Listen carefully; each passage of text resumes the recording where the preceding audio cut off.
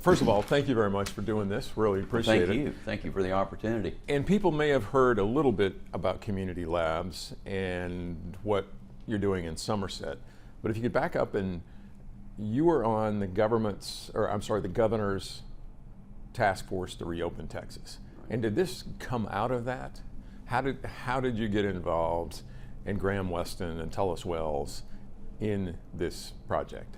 Great question. This is really how three community supporters have come together and created community labs. And Graham Weston, through his foundation, the 80/20 Foundation, and then of course Tullis Wells is the managing director of the Kronkowski Charitable Foundation, and then I serve as chairman and trustee of the Tobin Endowment. So the backstory on this, you bring up the governor's strike force to reopen Texas, and the governor appointed 39 people around the state of Texas to be on that strike force. Graham and I were two of those 39 that were appointed. Of course, Graham and I have known each other for years and worked together on various projects, and I've worked together with Tullis for years on a number of projects. Tullis and I have worked together on charitable projects through his work at the Kronkowski Charitable Foundation, my work at the Tobin Endowment. Graham and I have worked on a number of just for-profit, not-for-profit, different ventures. So really the story about how we came together was somewhat related to the strike force, in that when the governor appointed us, we were talking about different means of how we can basically reopen Texas. One of the things that was a common theme in a white paper that I submitted to Governor Abbott right off the bat was, I felt like people needed to be assured about being able to come back to work. At the time, there was a lot of sheltering in place, not only in Texas, but there was a lot of sheltering in place around the United States. None of us really understood what COVID-19 was. We're still learning what COVID-19 is and how to deal with it. But by and large, when the governor asks you to come up with a plan of how to reopen the state of Texas, and you're in a shelter-in-place environment, the first thing you want to figure out is how can you create some assurance where people feel confident to come back to work, send their kids to school. We can talk about that later. And so it's really, how do you build the building blocks to create confidence? Testing. And so one of the things that happened was just a little over 3 months ago, July 7th, Graham and Tullis invited me to have lunch. I thought, well, I'll pick up the tab for lunch, and then that way, it won't be an expensive lunch meeting, but far from it. And Graham shared his personal story about how he had contracted COVID-19 from his son returning from England. His son was asymptomatic at the time. Graham caught the COVID-19, and because of that, he delayed his ability to really participate in the governor's strike force. So fast forward, while he was recuperating, he started analyzing how did asymptomatic carriers play a role in him getting COVID-19. And out of that, we had a kind of a one of those iconic meetings where the three of us started talking about this. All three of us are absolutely dedicated to the city of San Antonio throughout the state of Texas in a lot of our work that we do. And the idea was, what if the three of us were to combine and use the model we used for the Tobin Center for the Performing Arts? You mentioned that earlier. That was a classic example of a public-private partnership. And Randy, what we did there in the Tobin Center was we had Bexar County, we had the city of San Antonio, and then we had the private sector coming in and giving philanthropic dollars to come together and build that $205 million Tobin Center. So when I met with them, they were not sure if they were talking about a for-profit venture or a not-for-profit venture. And I said that I would be all in if it were going to be a not-for-profit venture.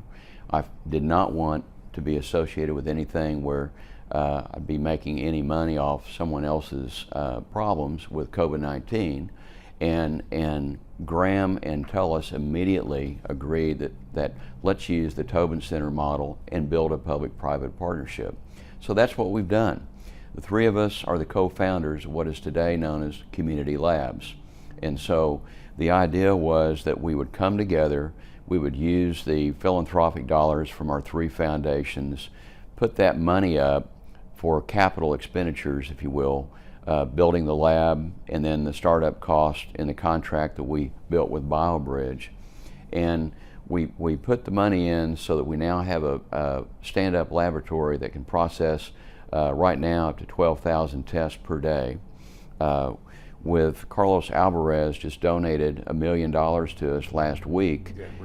And we're going to be able to take that $1 million and add that to capital expenditures, and we can now double our ability and go right up and scale up to 24,000 tests a day. How much is the investment so far between the Kronkowski 80/20? Well, we put up about $2.5 million just to kind of get it going. And then really Carlos' gift just kind of came out of the blue, and it was most welcome that he wanted to see that we could scale up. Our goal initially was we wanted to get up to 100,000 tests a day. And so to do that, we need capital expenditures, but we also need the funding for the test. So let me tell you a little bit about what we're doing and what it might be a little different than a lot of the tests out there, because before I got involved in this, testing was just testing, and I didn't really understand the variations on the theme, if you will, of what PCR versus rapid versus all that. But maybe more so, what we have done is we've embraced only asymptomatic testing. And the reason why we've embraced asymptomatic testing is getting back to what I said earlier. We're trying to create assurance upon people feeling good about coming back to their offices, good about sending their children to school, good about just turning back to normalcy.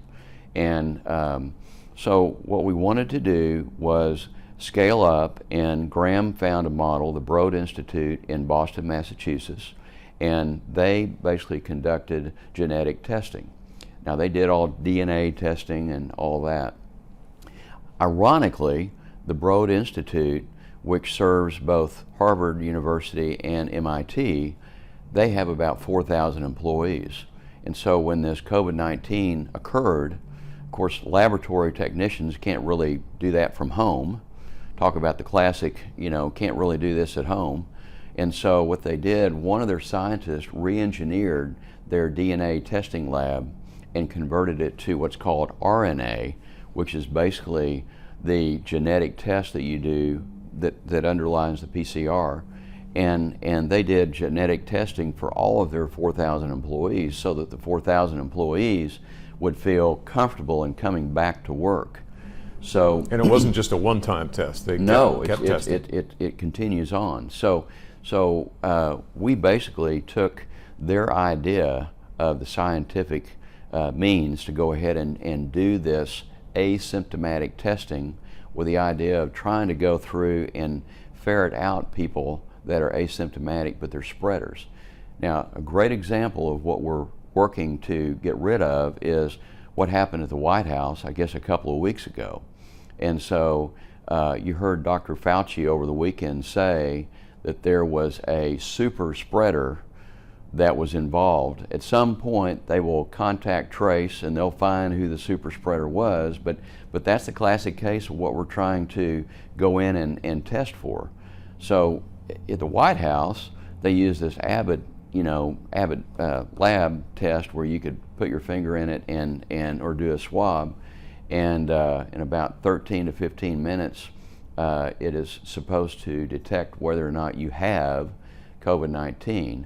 But they test proteins. We're a genetic tester on the PCR. There's false negatives with those kinds of tests. A lot of false negatives. And without really getting into it, it's more suited. Our chief medical officer at Biobridge has basically said that it's better tested for kind of like going to the doctor and you saying, I've got symptoms. I don't know if I've got flu. I don't know if I've got strep throat. Might have COVID-19. Don't really know.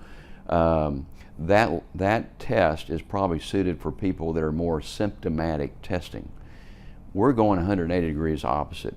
We think the game changer is you go out and you do massive testing and give assurance testing, and then the super spreader going back to the White House, had the kinds of tests that we're running been available, they could have determined that and prevented people from, you know, shaking hands and hugging and kissing and all that with somebody that was just passing it all around, and to that person's no fault of that person, they don't know that they had COVID-19. But right now that test's available, it takes a while, right? It takes sometimes days for our test, the PCR test, or in the past, right? Right. Let me share with you what's a little different about our testing. So one of the things that we knew needed to happen, one is we needed to lower the cost of the testing. Today, the state of Texas pays $150 for a test, and that's for a symptomatic patient. There are also some other costs on top of that. Our test costs $35 for a test. The other thing is timing. You've reported on how long a lot of these tests that were symptomatic testing, people that felt sick and they were, you know, waiting in lines and getting, you've seen the pictures, you've showed the pictures on your TV screen. Those are folks that were waiting in line for symptomatic testing. They didn't feel good, kind of like when you and I get the flu, we know we've got it. That's all symptomatic testing, and those got backed up, as you know, some were as late as like 8-10 days away. Well, by then they feel bad, but they're still in the population. So what have we done different? Number one, we're only testing asymptomatic patients. Number two, we are basically using non-proprietary products. I like to say that the different tests that we're running, you can go to a CVS or a Walgreens pharmacy and pick up all the ingredients. So it's non-proprietary. There are no supply chain issues on coming up with that. It's a little plastic test tube, little swab that looks like a Q-tip. You put it on the inside of your nose. I mean, like not up your nose, it's like right there. The whole thing takes like 15 seconds or less, and you put it in the test tube, and they barcode it. They give you a sheet of paper with your name and telephone information and email. We run it in, and we're actually getting about 15-hour turnaround time, but we're saying 24 hours, so we're not over-promising and under-delivering. People ask right then in the middle, why isn't this being done now somewhere else? Right. How can you get that cost down like that? Is it on the lab end? So first of all, the proprietary products that an Abbott test uses, those are called proprietary, and so they're, you know, expensive. I mean, that's what the company makes their money on. It's kind of like razor blades, you know. When you and I buy a razor blade, it's not the first time they give you 2 razor blades and a nifty new razor. It's when you go back and you need some more razor blades. It's kind of the same concept. So they're making their money on the proprietary testing product because they're saying that if you're going to run a test, you have to use our proprietary products. We don't use proprietary products. We're using non-proprietary products, literally things that you can get off the shelf, as I said, at the local drugstore. So that's one of the big cost lowering concepts.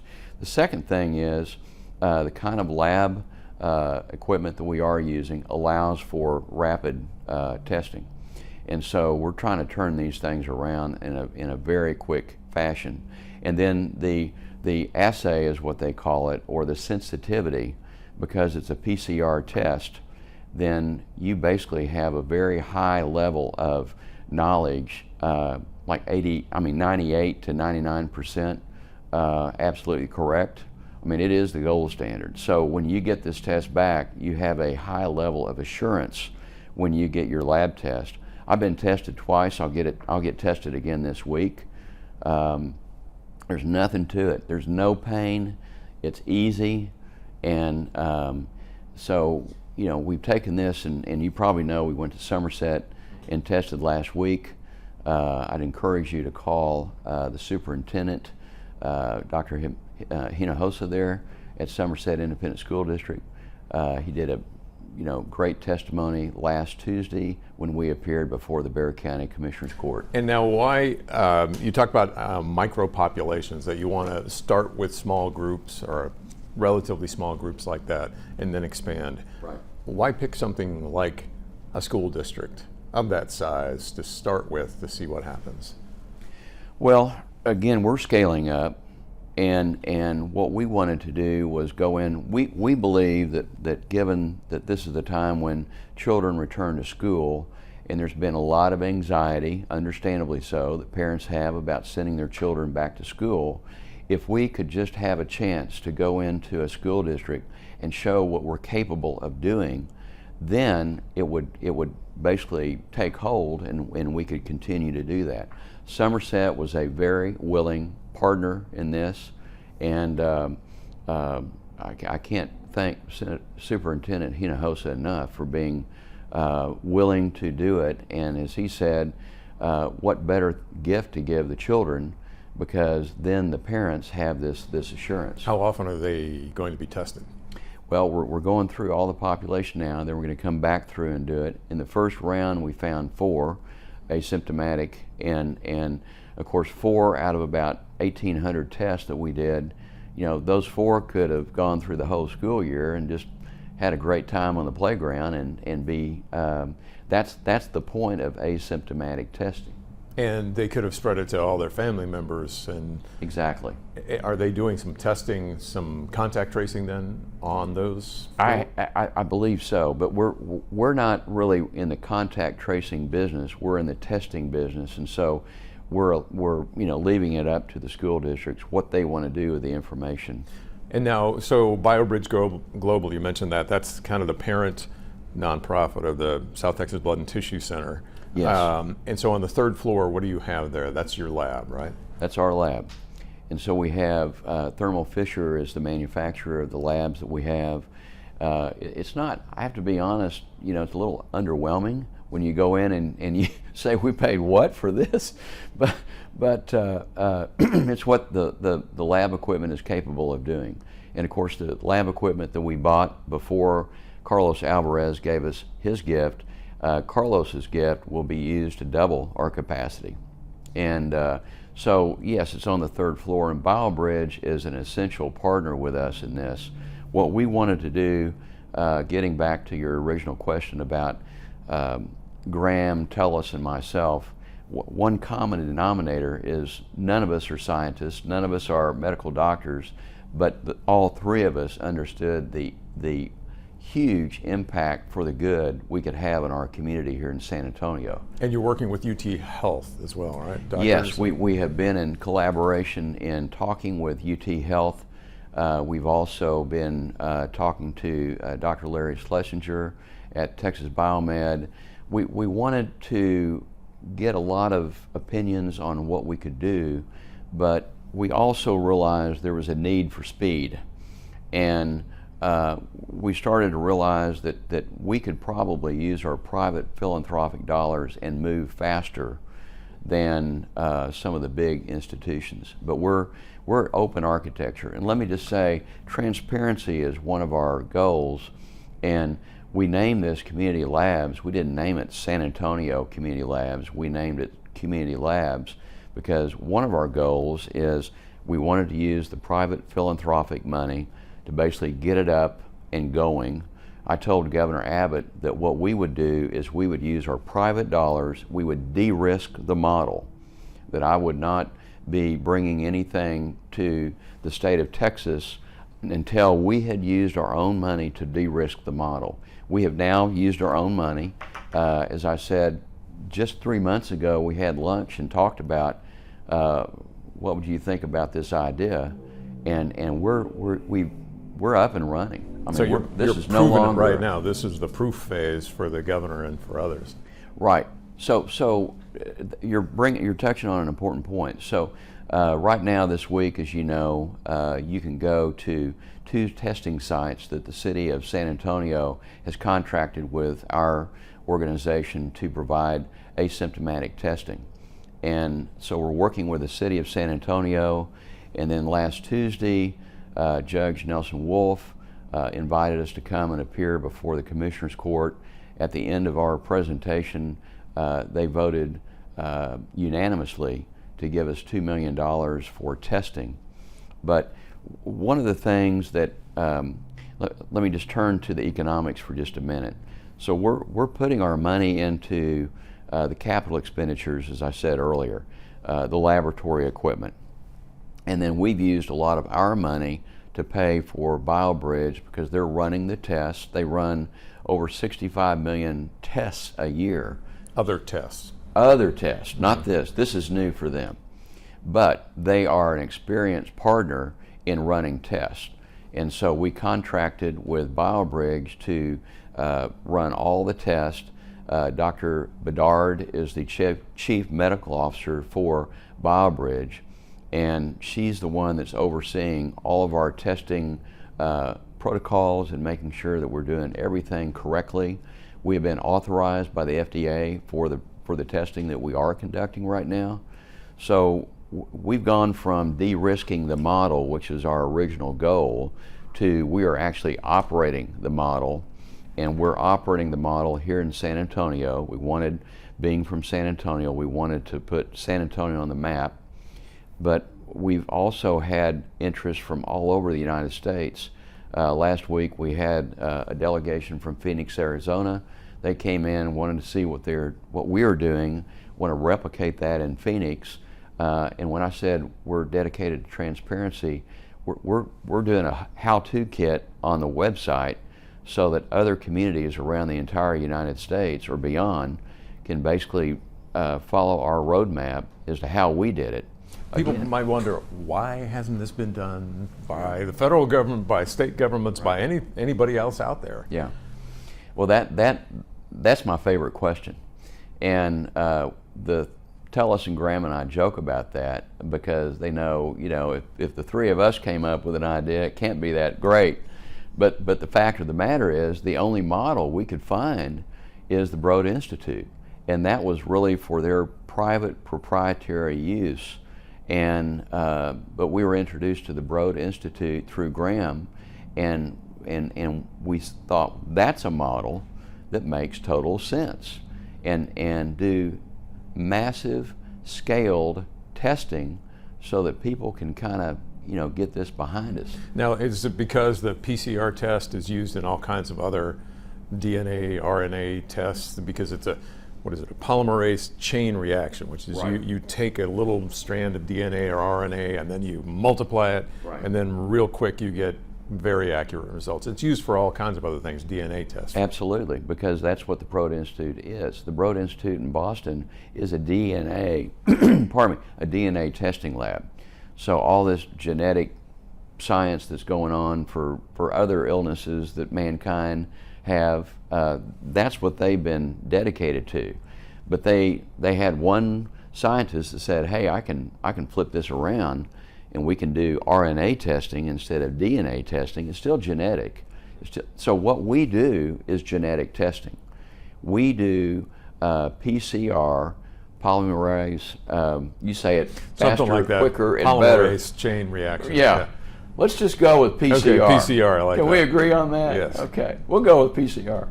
So we can do the PCR testing. It's genetic testing, but it's genetic testing for the RNA molecules. And so you go into that, and just that's that one little clip of what's on. So they're not testing. People might wonder, well, they're doing my DNA tests, or no, it's just one no. little. We're just testing for COVID-19. Period. Paragraph. But it's, and then they'll wonder, okay, well, is it part of my DNA then that I have this? It's not. That's above my pay grade, Brandy. Sorry. Okay. Well, now, how then did you get it from $150 or whatever it was to $35? Where's the difference in that? Well, okay, the state of Texas, that's their contract rate right now. What we're proving is we can do it, we're doing it for cost, we can do it for $35. And so one of the things that we're trying to do is show that we could be a good bang for taxpayer dollars. We have now demonstrated that to the city of San Antonio. They have given us the contract. We've now demonstrated that to Bexar County.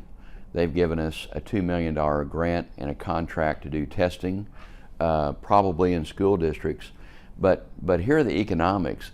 $2 million sounds like a lot of money, and it is, but we're trying to get to, we already have the equipment for 12,000 tests a day. If you do the math, 12,000 tests a day at $35 a test doesn't sound like much until you get the calculator out. $420,000 a day.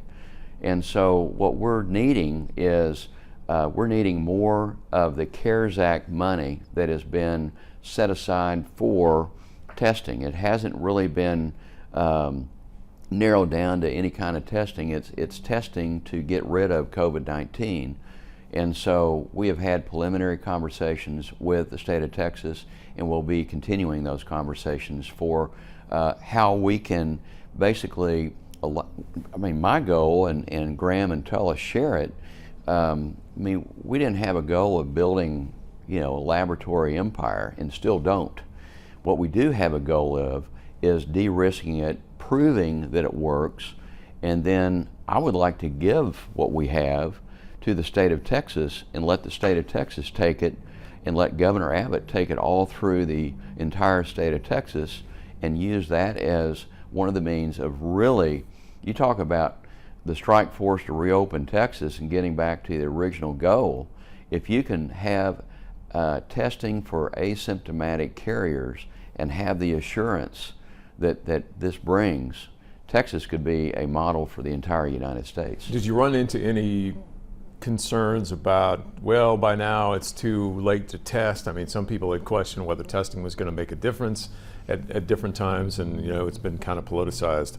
Did you run into any of that? And then, especially with asymptomatic testing? We have not run into that with anyone. I raised it with Tullis and Graham, and I said, what if, the cavalry's too late, and we have a vaccine and we have therapeutics, and Graham said, I hope we do, because what we will be building is a testing lab for the next pandemic. And we believe that by giving our laboratory to the state of Texas, it really could become the nucleus of a testing facility for the next pandemic that we're sure to have. Think of the pandemics we've already had, all those. Well, thumbs up if we can basically get rid of COVID-19 because of vaccine or a therapeutic. Would love it.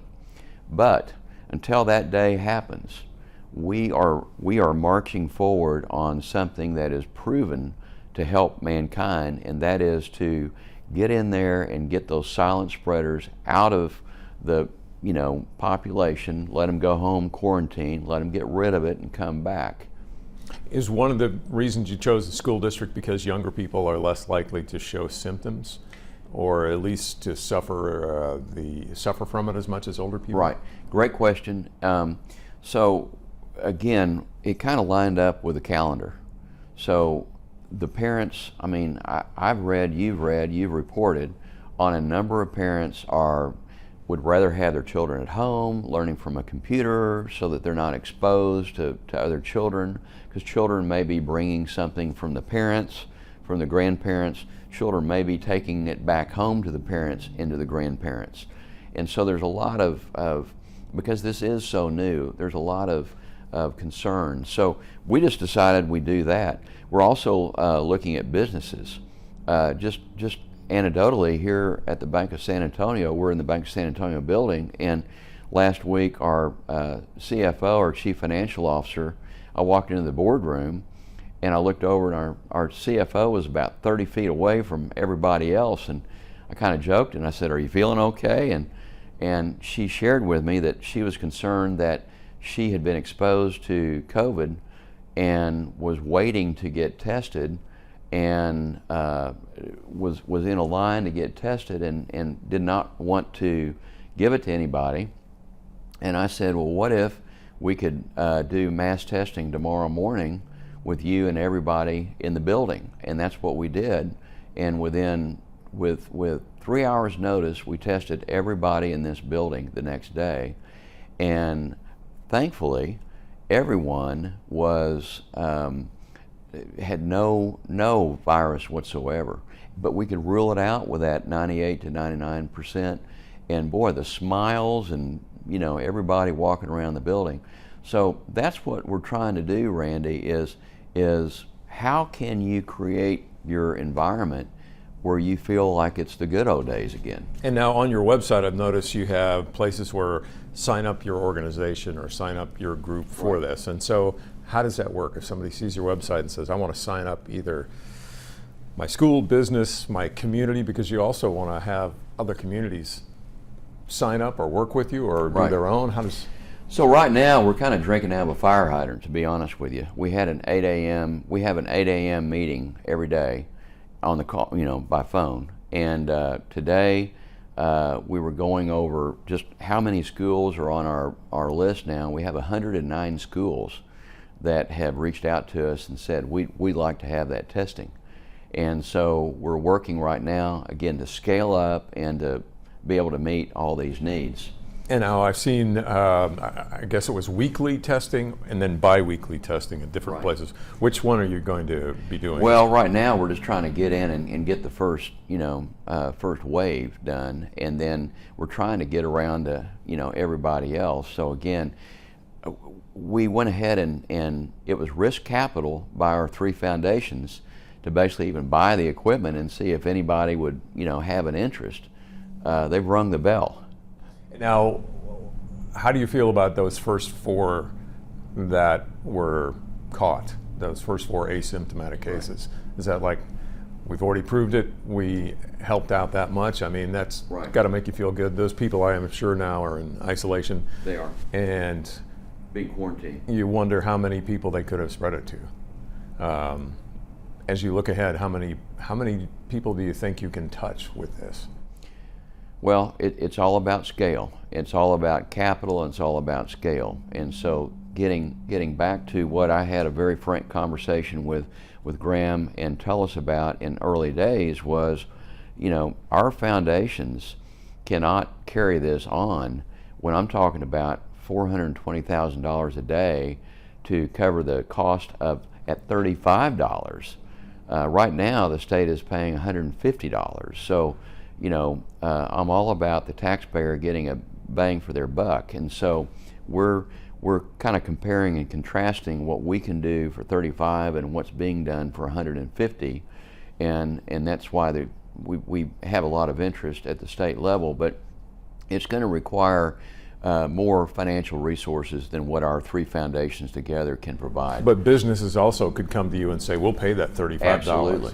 The Bank of San Antonio paid gladly the $35 per test. And is part of that the personnel to deal with it on the front end in terms of taking the tests or using the swabs, or is it obviously mostly on the back end of the lab?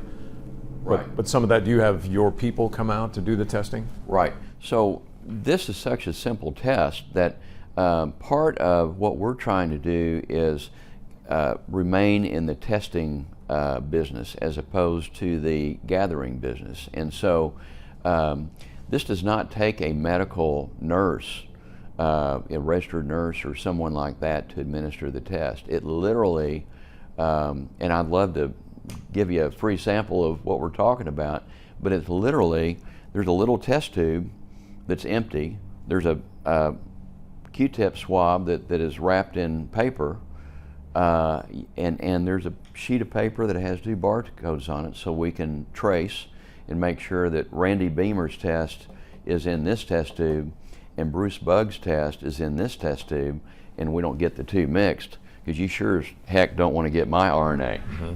So the school nurses in Somerset are helping with that, or yes, and it's just teachers. I mean, teachers can administer this.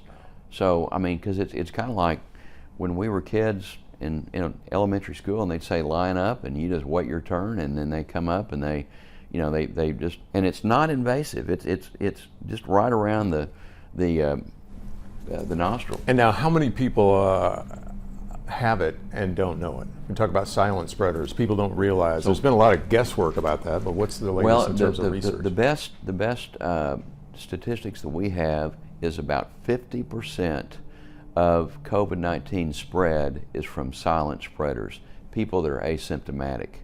50% of the infections are from people that don't know they have it. And so that's what we're trying to get in and pull it out by the roots, because we think only by doing the mass testing and getting the silent spreaders. I go back to that example of what Dr. Fauci has confirmed over the weekend, that there was a super spreader that was asymptomatic, and you see the havoc that that has wrought, and that's after everyone that was allowed into the ceremony, we are told, basically had passed the Abbott lab test. And now, how far away are you from presenting to the governor and having them, you think, do we have to wait to the legislature to come up with money for that, or are you looking for nonprofits in the meantime or other corporate donors to help out with this? Well, all of the above. What Carlos Alvarez did to step up, and we did not ask him, he stepped forward on his own, and we can use that to buy more testing equipment. And then what we're really needing is charitable dollars. What we're thinking is charitable dollars will go for capital expenditures to buy more lab equipment. And then people that want their populations, whether it's a school, a city, a county, a business, whatever, will pay for the costs of the test, which are extremely low compared to everything else. And so we're looking for revenues to cover the cost of the tests. We're looking for charitable dollars to cover the capital expenditure expenses of building our laboratory. But ultimately, going back to what I've said before, my goal is that we basically give this to the state of Texas, and they have the resources that are federally allocated from the CARES Act to be able to continue to pay what the daily testing is. Will the lab stay there at Biobridge Global and be used for other things, or will that just be kind of shut down after, say, this is over? Or I think it's going to be a question of once COVID-19 is over, and hooray for that day, once COVID-19, through therapeutics, through a vaccine, we've eradicated this from mankind, then we want to put it aside and donate it for the next pandemic. I know you have to go soon, but what are some of the other questions that you get from people that you want to answer and say, no, that's not right, or this is what's important? What haven't I asked you? A lot of people ask the question that you ask, and that is, if this is such a great idea, why hasn't this been done before? And as I said, that's my favorite question. And it's because COVID-19 is so new, because there's only been really one institute, the Broad Institute, that kind of re-engineered their own deal to take care of their own employees. And everybody else was running towards the doors of, hey, let's test people that say they're sick. But they didn't really understand that, hey, 50% of the infections are from people that don't feel sick. So we're running the opposite direction of the masses. And I think people, that 109 that we have on our list right now that have raised their hand and said, hey, come on over. And a lot of people at first wanted to get tested, whether they were symptomatic or not. Right. But it was the cost. Right. And the testing equipment and the materials that just weren't Right. enough. Right. In San Antonio, do you hope to keep this up in terms of 2 days a week Absolutely. and free testing?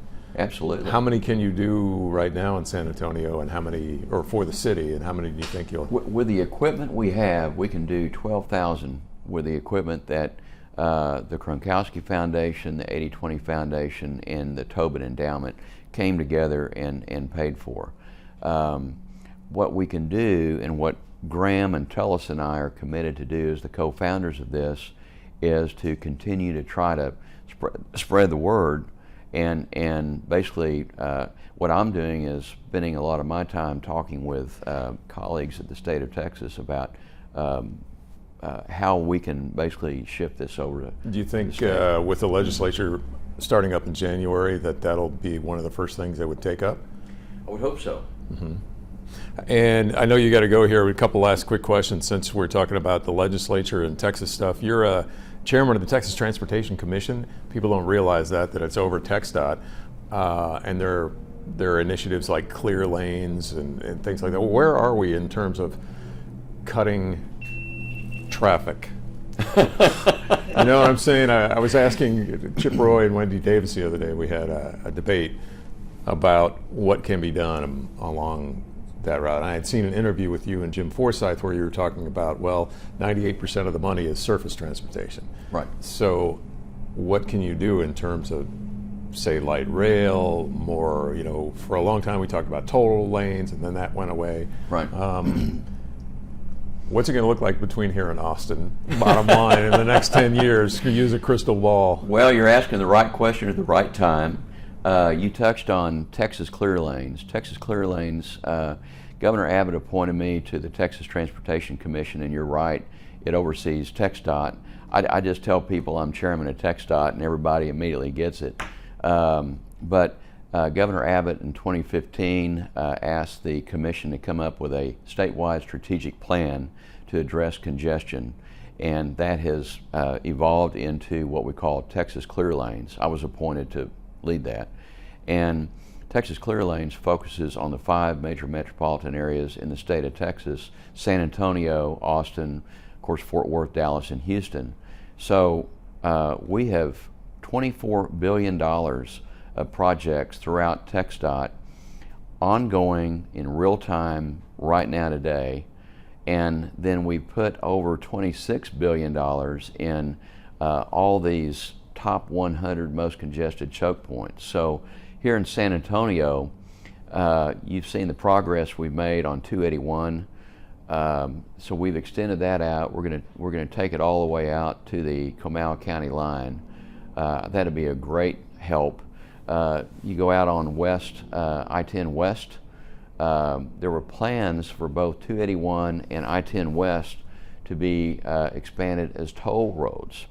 And one of the first things that we did was, with the funding from Proposition 1 that Texas voters passed by 80% in November of 2014, that constitutionally dedicated about half the severance taxes from oil and gas to transportation funding, but it had to be non-toll road. And then the voters came back in November of 2015, and by 83%, 3% more than November of 2014, they passed Proposition 7, which is a part of sales tax, motor vehicle sales tax, and that also is dedicated to non-tolled roads. So one of the things that we did was we took the tolls off 281, and that greatly accelerated the construction. We took the tolls off I-10 West, that greatly accelerated the construction. Those are two that I drive all the time just to kind of keep an eye on what's going on. You ask about I-35 from San Antonio to Austin. I work for the taxpayers of the state of Texas now. I drive that from San Antonio to Austin with great frequency. And you've seen a number of projects that are going on.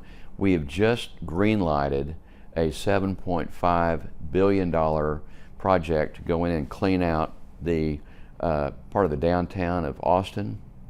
In Austin, that's been a debate society for 47 years now, and no one has come up with the plan on how to do it.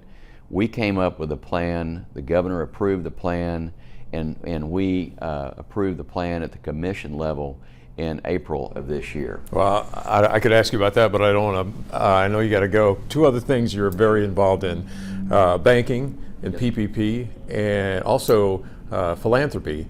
And both of those have to be, taking a lot of your time. But how is the PPP and the banking? A lot of people have said they're having trouble getting their loans forgiven, things like that. Is that? Well, yes. In a short answer, the PPP situation is kind of being held up in this whole new stimulus package in Congress. There is a provision in the stimulus package that would do 2 things for PPP loans that are huge. Number one, most of the PPP loans went to businesses that had a loan of $150,000 or less. And if the stimulus legislation were passed, those loans would just be forgiven and they wouldn't have to submit documentation and all that. These are small businesses that are just trying to keep the doors open. They don't have a lot of time to be putting, slips of accounting paper together. So that would greatly assist. And because that's in the legislation and we think from day to day it might pass, everyone's kind of at a standstill on that. The other part of PPP legislation is when they came back with round 2, round 1, it was a race because it was a limited amount of money. And, I'm quite proud of the Bank of San Antonio. We jumped in there. We basically turned this bank into a lending factory for PPP loans. I mean, even the receptionist was working on PPP loans. So we turned it into a PPP loan factory and helped many people in San Antonio with that.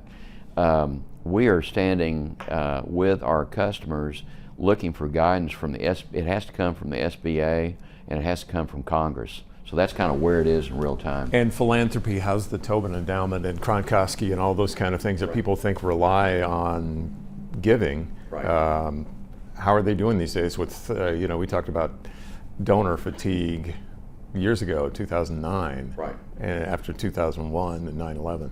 Right. Are people still, a lot of people don't have the money. Well, we're grant-making foundations, so we don't accept charitable contributions. We basically make charitable contributions. What we're talking about today on COVID-19 is a perfect example where I had nothing on the books to be in January to be giving to COVID-19 in 2020, but we participated with the San Antonio Area Foundation in the very early days. We made a large gift to the San Antonio Area Foundation to help other charitable organizations that were struggling. But this has been a big deal for the Kronkowski Foundation, for the 80/20 Foundation, and the Tobin Endowment, what we're talking about today. Giving our charitable funds to build a new nonprofit that can help not only the people in San Antonio, but by extension the people in the state of Texas. Well, thanks very much. I know you have to go. I'd love to talk to you sometime, another time, about the Tobin Endowment, about all the stuff that you're into, the symphony, but yeah, that's for another time. To be continued. All right. How about that? Perfect. To be continued. Thank you very much.